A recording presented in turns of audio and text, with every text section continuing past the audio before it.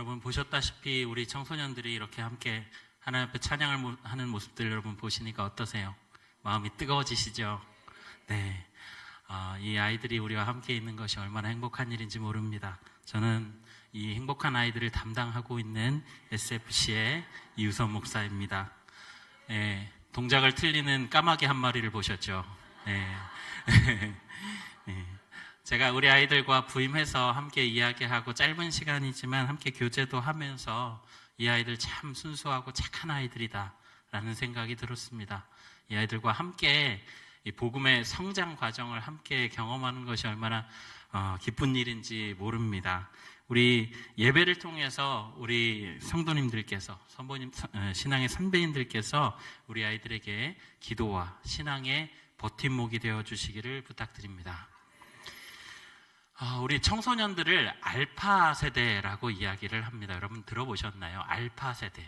알파 세대? MZ까지는 들어봤는데, 그죠? 예. 근데 그 뒤의 세대, 2010년 이후에 태어난 친구들을 알파 세대다라고 이야기를 한다고 합니다. 어떤 분이 지나가다가 이야기를 하면서 그분은 MZ 세대라고 이야기를 하셨지만 알파 세대를 나름대로 정의를 하셨는데요. 어떻게 정의를 하셨냐면 이성적으로 말하면 알아듣고 이해도 하는데 그래도 자기가 하고 싶은 대로 하는 세대다. 이렇게 이야기를 하더라고요. 그 어떤 앞선 세대들보다 자유롭고 또 속박받기 싫어하는 세대, 나의 자유를 침해하는 그 어떤 것도 거부하는 세대, 예외도 많이 있습니다. 많은 이 세대를 이렇게 정의한다는 것은 참 어려운 일이겠지만 분명한 것은 문화 인류학적인 관점에서 봤을 때 정말로 특이한 세대, 정말 다른 세대라는 것만큼은 확실한 것 같습니다. 아시겠지만 성경이 1600여 년 동안 기록되었습니다. 그런데 이 책이 기록되는 동안 수도 없이 많은 세대들이 지나갔을 겁니다. 이집트 피라미드에도 이런 얘기가 있습니다. 말세다. 요즘 애들 버릇 없어 큰일 났다. 이런 얘기들이 이집트 피라미드에도 있다고 합니다. 그러니까 전 세대를 걸쳐서 어느 시대, 어느 세대였든 간에 세대 간의 차이나 갈등들은 늘 있어 왔다라는 것입니다. 제가 아마 20여 년 전에 들은 이야기니까 지금은 더 많이 바뀌었겠죠. 20여 년 전만 해도 청소년부를 미전도 종족이라고 불렀습니다. 전도되지 않은 복음을 아직 모르는 종족. 그런데 요즘은 그렇게 부르지 않습니다. 거의 외계인급입니다. 네. 그래서 여러분 이 외계인급으로 하는 이 이야기 되는 이 아이들이 우리 교회 안에도 있다라는 것이죠. 여러분 눈앞에 있는 이 아이들, 여러분 그러면 교회는 이 아이들을 어떻게 대해야 할까요? 그리고 이 아이들을 어떤 모습으로 성장을 도와야 할까요? 제가 오늘 풀려고 하는 말씀은 사사기의 일부입니다. 사사기라고 하면 성경의 내용 구분으로 볼 때 역사를 기록한 역사서에 해당이 되고요. 성경의 순서상으로는 구약의 여호수아서 다음에 있는 책입니다. 우리가 사사기를 알려면 이스라엘의 역사를 간단하게 좀 짚어볼 필요가 있는데요. 하나님이 아브라함을 통해서 이스라엘 민족을 세우십니다. 그리고 그 민족은 아브라함의 손자인 야곱 때에 이집트로 이주하게 되죠. 작년 말에 우리 SFC 친구들이 이 성극을 통해서 여러분 보셨겠지만 그 내용들이 담겨 있는 것이 바로 이 요셉의 이야기죠. 이집트에서 살던 이 야곱의 후손들 이스라엘 백성들은 그곳에서 노예로 살아갑니다. 그러다가 이 시간이 갈수록 심한 핍박을 받게 되고요. 하나님께 구해달라고 부르짖게 됩니다. 하나님은 모세를 세워서 이집트를 탈출하게 하시고 이스라엘 백성들은 아브라함 때부터 약속하신 가나안 땅으로 옮겨가게 되는 것이죠. 여호수아의 지도하에 전쟁 끝에 가나안 땅을 차지한 백성들은 그곳을 차지하고 살면서 정착하면서 하나님이 선택하신 백성임에도 불구하고 가나안 백성들의 문화와 그들의 신들을 받아들이게 됩니다. 오직 하나님만 섬기고 다른 신들을 섬기지 말라 명령하신 그 하나님의 말씀을 배신하고 가나안의 타락한 문화에 젖어들게 되는 것이죠. 하나님께서는 이 백성을 돌려놓기 위해서 이방 민족을 회초리로 사용하십니다. 이방 민족의 지배를 당해서 고통당하던 이스라엘 백성들은 이 일이 하나님을 떠났기 때문에 일어난 일이라고 하는 사실을 깨닫게 되고 다시 하나님께 간구하죠.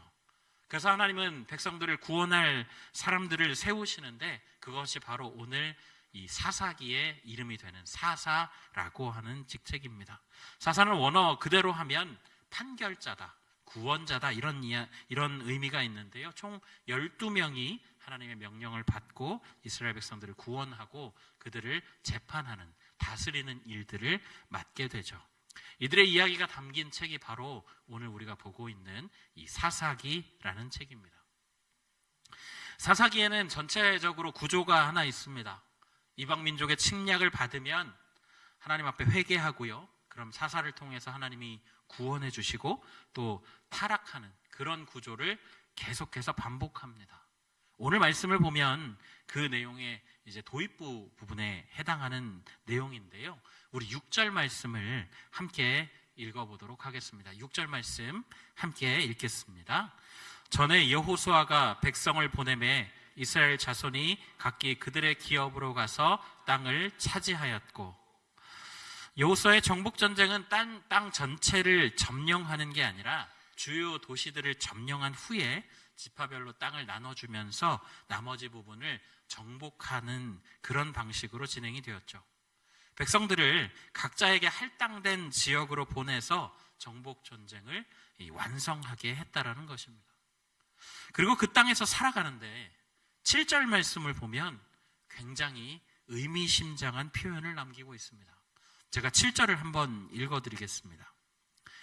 백성이 여호수아가 사는 날 동안과 여호수아 뒤에 생존한 장로들 곧 여호와께서 이스라엘을 위하여 행하신 모든 큰 일을 본 자들이 사는 날 동안에 여호와를 섬겼더라. 이 본문은 철저하게 우리가 좀 쪼개서 볼 필요가 있습니다. 주어는 백성입니다. 그리고 동사는 마지막에 섬겼다입니다. 누구를 섬겼다고요? 여호와를 섬겼습니다. 백성이 여호와를 섬겼습니다. 언제까지요? 사는 날 동안. 누가 사는 날 동안 섬겼습니까? 여호수아와 그리고 여호수아가 죽은 뒤에도 생존한 장로들이. 여러분, 그러면 우리가 여호와께서 이스라엘을 위해서 행하신 큰 일이 무엇인지에 대해서 한번 살펴볼 필요가 있겠죠. 여러분 다 아시는 이야기입니다. 여러분 출애굽 과정들을 생각을 해보겠습니다. 하나님께서 애굽에 10가지 재앙을 내리십니다. 모세를 보내셔서 바로에게 내 백성들을 다 내보내라 라고 명령을 하셨는데 바로가 바로 거절을 하죠. 네, 웃으실 줄 알았습니다. 네, 바로가 바로 거절을 합니다. 네. 그래서 거절당한 이후부터 10가지의 재앙이 시작이 됩니다. 제가 신학교를 준비할 때 이거를 이제 이렇게 외웠거든요. 앞자만 따가지고 피, 계이파, 가종후, 매흑장 이렇게 외웠었는데 이게 무슨 뜻이냐면 나일강이 피로 물듭니다. 그리고 개구리가 들끓습니다. 이와 파리가 땅을 뒤덮고 가축의 전염병이 돌고 종기가 생기고 우박이 내리고 메뚜기 떼가 나타나고 흑암이 찾아오게 되는 것이죠. 마지막에는 사람이든 가축이든 첫 번째 난 모든 것들이 죽게 됩니다. 말 그대로 그 애굽은 쑥대밭이 되어버리는데 이스라엘 백성들이 살던 고센 땅은 멀쩡합니다. 그뿐만이 아닙니다. 애굽을 막 떠나서 정신없이 앞만 보고 가고 있는데 앞에는 홍해가 가로막고 뒤에는 이집트의 군대가 추격해오는 그런 상황 가운데 놓이게 되죠. 그런데 그 절체절명의 위기에서 하나님이 홍해를 갈라버리십니다. 광야를 헤매는 동안에는 물이 부족하면 바위를 깨서 그 안에서 물을 주십니다. 고기가 모자라게 되면 하늘에서 메추라기 떼를 보내셔서 고기를 채우십니다. 먹는 것들이 먹을 것이 모자라게 되니까 만나를 허락하십니다. 불기둥과 구름 기둥이 있어서 낮에는 더위로부터 밤에는 추위로부터 막아주시고 이 기둥이 움직이면 움직이고 멈추면 멈추는 그런 하나님께서 직접 이스라엘 백성들을 이끄시는 것들을 경험을 하게 되는 것이죠. 가나안 정복할 때는 또 어땠습니까? 일단 정복이 시작되기 전부터 거기 사는 사람들 길을 확 꺾어 놓으십니다. 성경에 보면 마음이 녹아내렸다라고 기록을 하죠. 난공불락의 요새인 여리고가 어떠한 물리적인 전투도 없이 그냥 말씀대로 빙빙 돌고 소리 질렀더니 무너지는 역사를 경험합니다. 한 번도 이집트에 있을 때의 군사훈련을 받아본 적도 없고 나올 때 무기도 제대로 변변하게 챙기지도 못했는데 거의 거인에 가까운 신체 조건을 갖고 있는 이 가나안 족속들을 상대로 승승장구합니다. 물론 그 중간에 교만으로 인해서 패전한 경우도 있긴 합니다만은 이렇게 승리를 거두게 되는 것이죠. 여러분, 이것이 바로 하나님이 행하신 큰 일입니다. 하나님이 행하신 그 큰 일들을 눈으로 본 사람들이 있잖아요. 그리고 이 일에 참여했던 사람들, 그 분위기를 아는 사람들, 자기의 오감으로 보고 듣고 느낀 사람들, 여러분, 이들은 하나님을 믿지 않을래야 않을 수 없게 되는 거죠. 그 과정에서 세대가 바뀌고 앞선 세대들이 죽어도 이후에 계속해서 하나님이 일하시는 그 놀라운 일들을 보았으니 그 믿음이 더욱 견고해졌던 것입니다.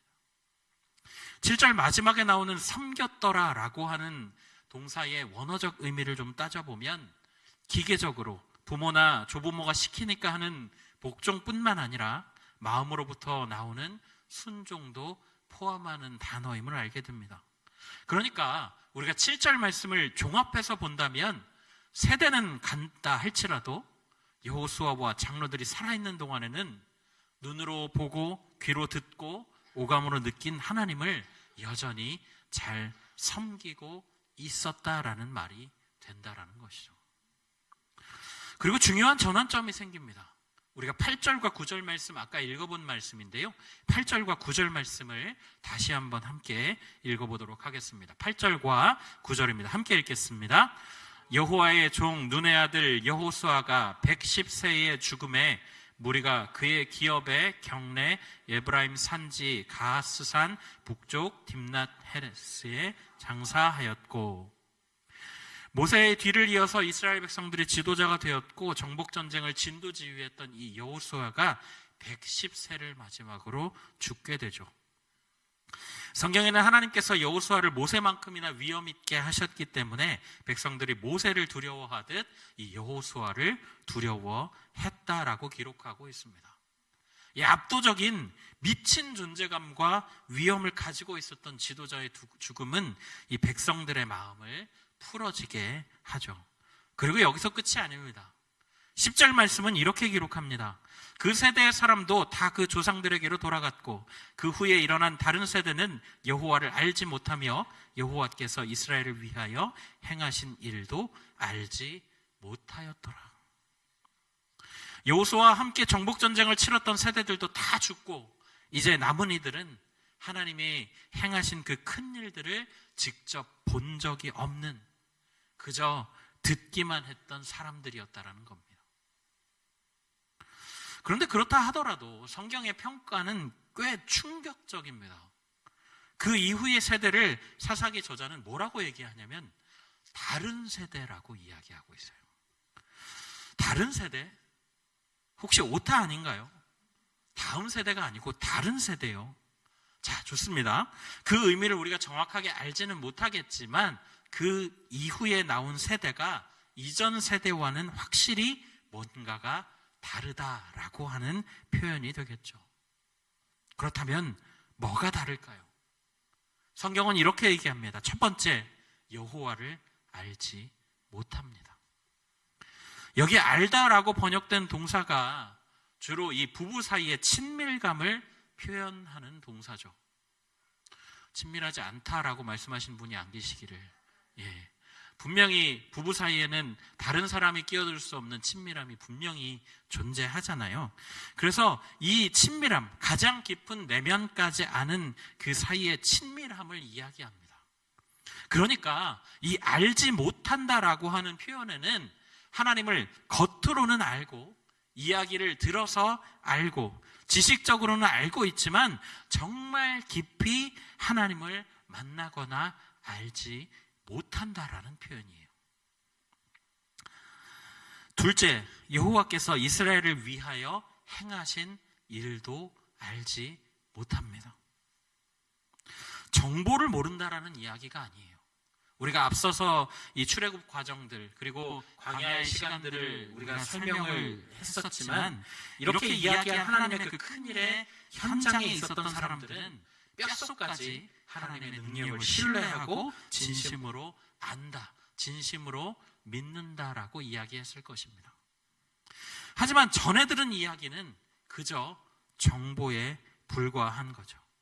그래서 사사기 저자가 의도를 가지고 다른 세대라고 말한 겁니다. 하나님을 지식으로만 아는 세대, 아니 어쩌면 지식으로도 잘 모르는 세대, 아버지 할아버지만큼 하나님에 대한 절대적인 신뢰가 없는 세대. 저는 우리 청소년들이 하나님을 겉으로만 아는 세대, 다른 세대로 남지 않기를 간절히 바랍니다. 우리 SFC 여러분, 여러분의 삶 가운데 성령님이 강하게 역사하시고 임재하시고 만나주셔서 정말로 세상이 감당할 수 없는 세대들이 다 되시기를 여러분을 위해서 간절히 기도하겠습니다. 지금 이 자리에 오신 우리 청소년들, 학부모이신 분들도 계시고 또 학부모의 마음으로 개강을 축하해 주러 오신 분들도 계실 겁니다. 여러분 세대는 그래도 이 예일교회 오후 예배 정도 나오실 정도 되면 하나님이 주신 은혜와 또 삶 속에서 나타낸 하나님의 역사를 많이 맛보아 알고 계실 것이라 생각이 됩니다. 여러분 중에 내가 내 삶을, 내 삶에 하나님이 역사하신 그 내용들을 다 말하려면 장편 대하 드라마다 이렇게 말씀하실 수 있는 분들도 여러분 계실 겁니다. 그렇다면 여러분들은 여호수아 세대입니다. 직접 경험하고 그 현장에서 오감으로 느끼고 그 환희와 기쁨과 감사를 경험하셨으니까요. 그런데 여러분의 다음 세대는요. 여기 있는 SFC 우리 청소년 대부분은 여러분의 그 은혜를 그저 지식으로만 받아들였을 것입니다. 아버지가, 어머니가 힘들 때 그런 일들이 있었다더라. 그렇게 말씀을 보면 감사가 나오고 기도하면 눈물부터 나오고 그랬다더라. 사실 이 아이들에게는요, 이것이 그저 정보일 뿐입니다. 그냥 머릿속에 남아있는 지식일 뿐이에요. 자기 삶에서 그런 경험이 채워지고 실제로 느끼기 전에는 그게 무슨 의미가 있겠습니까?